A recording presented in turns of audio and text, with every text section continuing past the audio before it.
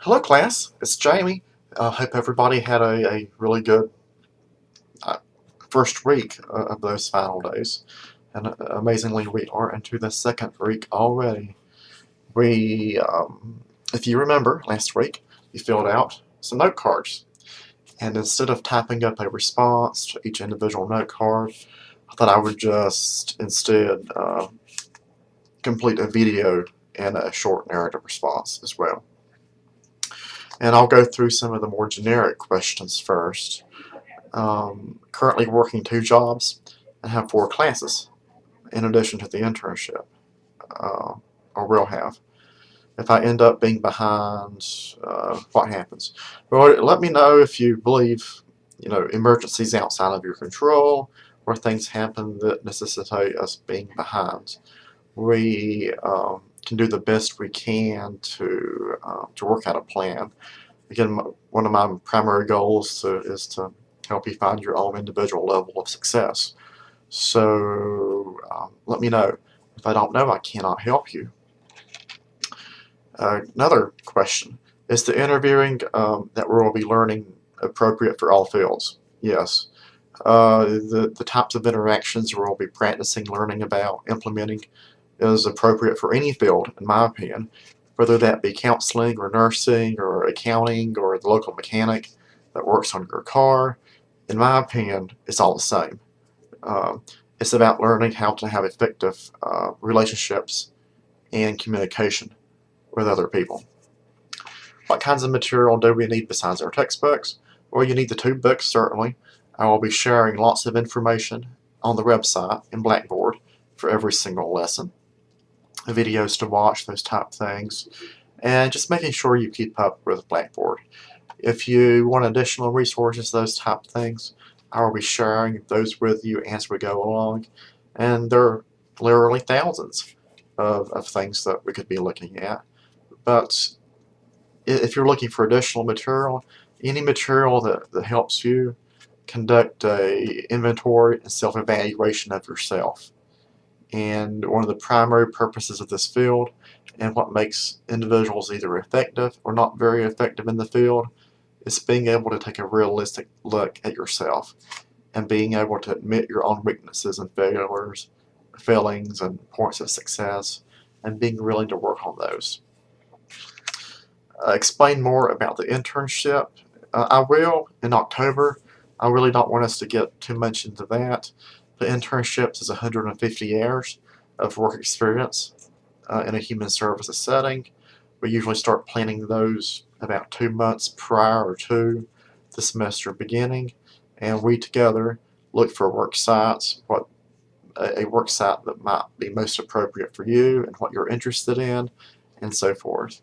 So there's a lot to the process, but I will be walking folks step by step through the procedure when the time is right. I'm picking Human Services 100 at the same time. Is this a disadvantage? It could be honest. I don't think a major disadvantage, but it's not how the course delivery is designed. It's designed to make some assumptions that you have been through 100, and we actually have prerequisites that set where you're not supposed to be able to enroll in 100 or in 121 without taking 100. Should you drop the course? No, we will make do, and if you have questions or concerns, please let me know earlier than later. Had another internship question about internship locations in the Bristol area. We have several, generally dealing with families and social service type agencies and so forth. Will our counseling sessions be timed? Will they be graded? Well, I want to more or less call them sessions of interviewing and creating the right therapeutic environment. And they will be graded, yes, through a rubric. And in terms of timed, we can't spend 5 or 6 hours per individual person. So we will have a time limit of sorts. Since we have a smaller class, it will be a little bit easier, I do believe. Some other more specific questions. Are therapists supposed to agree with their clients or give their opinions? Well, this is a layered question that really doesn't have a good answer. Should you disagree or agree? Maybe, maybe not. Should you give your opinions? Yes, maybe, maybe not. If those opinions tend to look like advice, I would not do that. But there are ways to share your ideas and thoughts, concerns, suggestions in a way that's not advice, that gives client options. This is a really good question, to be honest, and a question that does not have a cut and dry answer. And you will find in this field, especially in topics that we will begin discussing, working on, there's no cut and dry answers. And if you're looking for a field that you have a standardized manual of what to do, what not to do, so forth, it's going to be hard to come by. So we have to be able to take the circumstance, the client, the environment, the type of conversations that's being had, how long you know the client, and so forth, and try to do the best we can. So in my style, for example, my style is if I agree with a client and I think it's a pretty good idea and they're on the right track, I might agree with them. If if I don't think so, I may not agree with them. And I seldom give my opinions, for example, though, unless I'm directly asked, and I want to know why I'm asked. I may provide suggestions, but never one suggestion. Because if you only provide one suggestion, it appears to be a more than a suggestion, but a piece of advice, or makes the client feel as if they have to do something just because I said so. How do you not take your work home with you? That's hard at first, and even harder later sometimes. But honestly, the older I've grown, the easier it gets. Because remember, your job is not to solve the other person's problem. Your job is not to live their life. If you pretend to live a professional life such as that, you're not being fair to the client or to you. And the clients don't generally want you to take their stuff home with you to begin with. They want you to be an impartial person who can provide a different perspective than how other folks have provided similar perspectives. And if you're constantly thinking about stuff and taking stuff home with you, you can't do that. You can't be a complete and whole person. Plus, your work life, do you live to work or work to live? Um, if the only reason you're living is to work, then you're not a very balanced person. Um, and how can you help other individuals if you're not a balanced person? Now, certainly I think about things and carry things home. We all do, but there has to be a fine line there. And we will talk about personal boundaries and self-care as we go along, especially next semester and later on in this semester. Um, but sometimes the greatest strength that students have in terms of wanting to be part of this field is that they care about other people and the welfare of other people and the families they work with or will work with. This is also our greatest weakness because it creates a point of confusion where we think we have to do too much and carry too much home and to be too involved. And that does more harm than good to our clients and ourselves.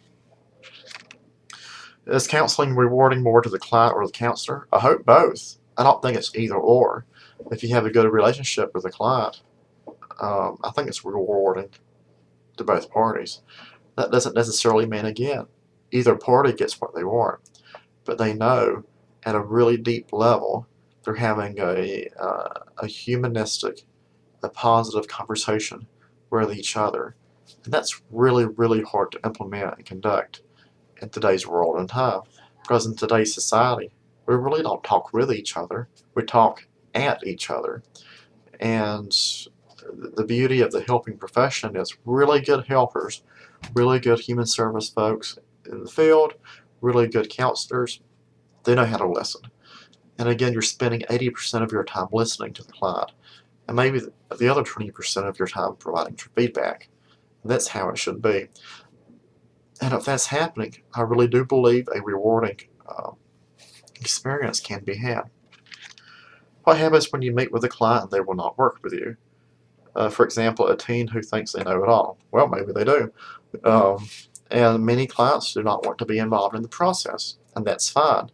You can still have a conversation about something with the client and build some kind of positive conversation. There's very few people that I believe I cannot build a conversation with. If nothing else, We can talk about some of the positives in their life, what they perceive as positives, things that they're proud of, their family. Maybe they're proud of being in prison for 20 years. Or talk about that. But I'm never, ever going to try to convince someone to do something that they tend not to want to do, unless there's a legal issue or the person's a minor, that type of thing. Anytime you try to deal with resistance head on, it just builds additional resistance with the client and damages the relationship. And reality is, again, it could take months to build even years to build a relationship that's strong enough that the client is willing to let you in and willing to be not so resistant. So that's fine. At the same time, I think many students and folks in the field think the resistant client is the most common client. That's not the case.